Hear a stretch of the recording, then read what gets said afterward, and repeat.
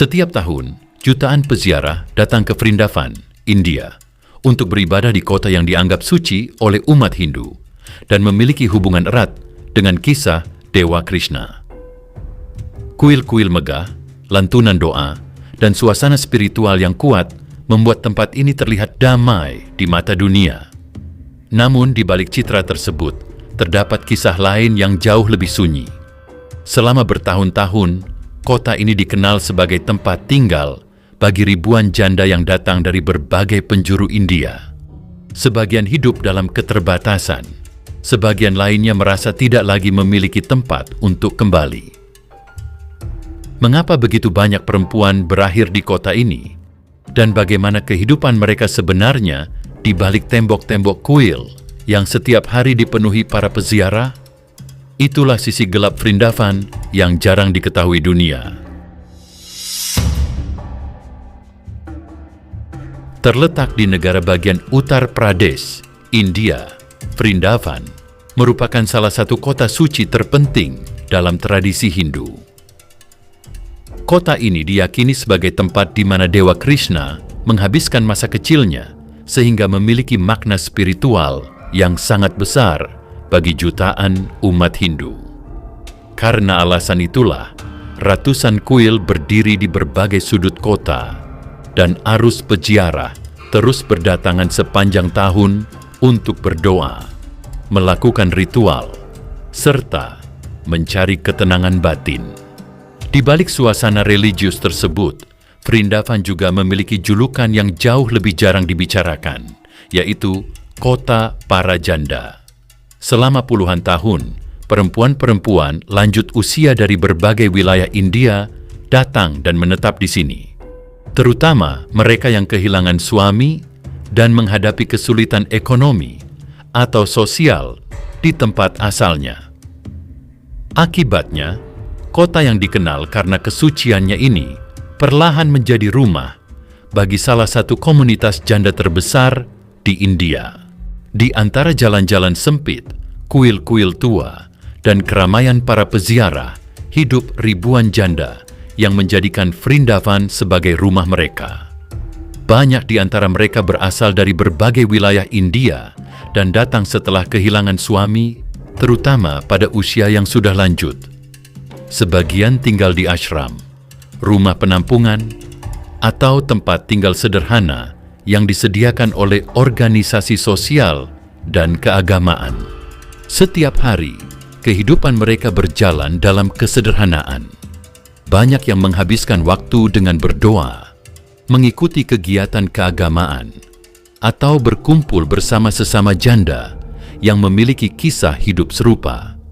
Bagi sebagian dari mereka, komunitas ini menjadi tempat untuk menemukan rasa kebersamaan setelah kehilangan pasangan dan terpisah dari kehidupan yang pernah mereka jalani sebelumnya.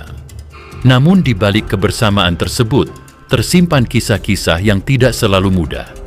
Sebagian datang karena kemiskinan, sebagian karena tidak memiliki keluarga yang dapat merawat mereka, dan sebagian lainnya karena merasa tidak lagi memiliki tempat dalam lingkungan asalnya. Inilah yang membuat Vrindavan menjadi lebih dari sekadar kota suci. Bagi banyak perempuan, kota ini juga menjadi tempat terakhir untuk mencari perlindungan, makna hidup, dan harapan di masa tua mereka. Bagi banyak perempuan di India modern, kehilangan suami memang merupakan pukulan berat, tetapi mereka tetap dapat melanjutkan hidup bersama keluarga dan masyarakat. Namun bagi sebagian janda, terutama pada masa lalu atau di lingkungan yang masih memegang tradisi konservatif, kematian suami seringkali menjadi awal dari perubahan besar yang memengaruhi hampir seluruh aspek kehidupan mereka. Selama bertahun-tahun, sebagian janda menghadapi stigma sosial yang membuat mereka diperlakukan berbeda. Ada yang kehilangan dukungan ekonomi, ada yang tidak lagi memiliki posisi yang kuat dalam keluarga, dan ada pula yang merasa keberadaannya semakin terpinggirkan setelah suaminya meninggal. Kondisi seperti ini menjadi lebih sulit ketika mereka sudah lanjut usia dan tidak memiliki penghasilan sendiri untuk memenuhi kebutuhan hidup sehari-hari.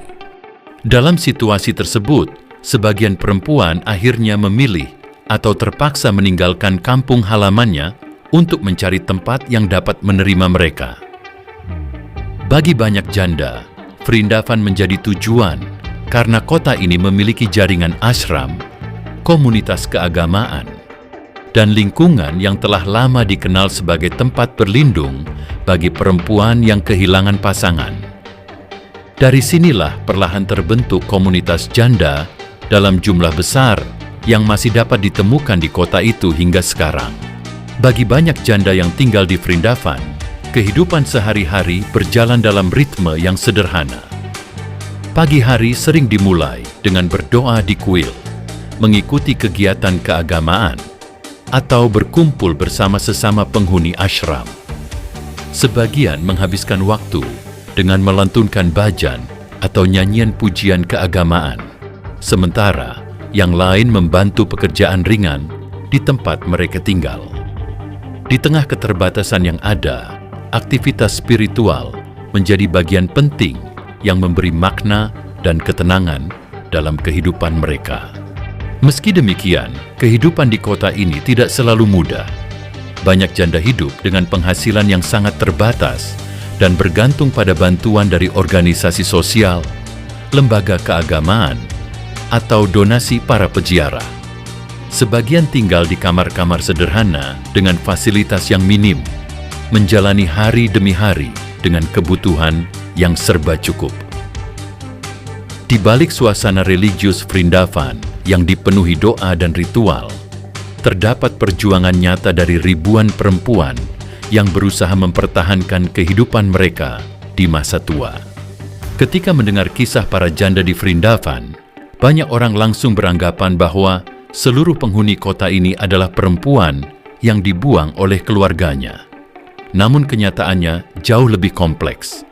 Tidak semua janda yang tinggal di Vrindavan memiliki latar belakang yang sama, dan tidak semua datang karena mengalami penolakan dari keluarga. Sebagian memang mengaku merasa ditinggalkan atau tidak lagi memiliki tempat yang jelas setelah kehilangan suami. Namun ada juga yang datang karena kemiskinan, kesepian, atau karena tidak memiliki kerabat yang mampu merawat mereka di usia lanjut. Beberapa perempuan bahkan memilih pindah ke Vrindavan atas keinginan sendiri karena ingin menghabiskan sisa hidup mereka di kota yang dianggap suci dan dekat dengan aktivitas keagamaan. Karena itu, menyebut seluruh janda di Vrindavan sebagai korban pembuangan keluarga tidak sepenuhnya tepat. Di kota ini terdapat berbagai kisah yang berbeda, mulai dari kesedihan dan keterasingan hingga pilihan hidup yang didasari keyakinan spiritual. Justru keragaman kisah inilah yang menunjukkan bahwa fenomena para janda di Vrindavan bukanlah persoalan sederhana, melainkan perpaduan antara faktor sosial, ekonomi, budaya, dan keagamaan yang telah berlangsung selama puluhan tahun. Meski masalah yang dihadapi para janda di Vrindavan telah berlangsung selama puluhan tahun, berbagai perubahan perlahan mulai terlihat. Organisasi sosial, lembaga amal, dan pemerintah India telah menjalankan sejumlah program untuk meningkatkan kesejahteraan mereka, mulai dari bantuan pangan, layanan kesehatan, hingga tempat tinggal yang lebih layak. Di saat yang sama, pandangan masyarakat terhadap janda juga mulai berubah dibanding masa lalu, terutama di kota-kota besar India. Meskipun tantangan masih ada, semakin banyak perempuan yang kini memiliki kesempatan untuk hidup dengan lebih bermartabat, memperoleh dukungan yang lebih baik, dan tidak lagi menghadapi stigma seberat generasi sebelumnya. Di mata jutaan peziarah, Vrindavan adalah kota suci yang dipenuhi doa, kuil, dan kisah spiritual yang telah hidup selama berabad-abad. Namun di balik suasana yang tampak damai itu, terdapat ribuan perempuan yang menjalani hari-harinya dengan cerita kehilangan, perjuangan, dan harapan yang berbeda-beda. Sebagian datang karena keadaan yang sulit, sebagian karena pilihan hidup, dan sebagian lagi karena merasa tidak memiliki tempat lain untuk dituju. Kisah mereka mengingatkan bahwa di balik kemegahan tempat-tempat suci, selalu ada sisi kemanusiaan yang jarang terlihat.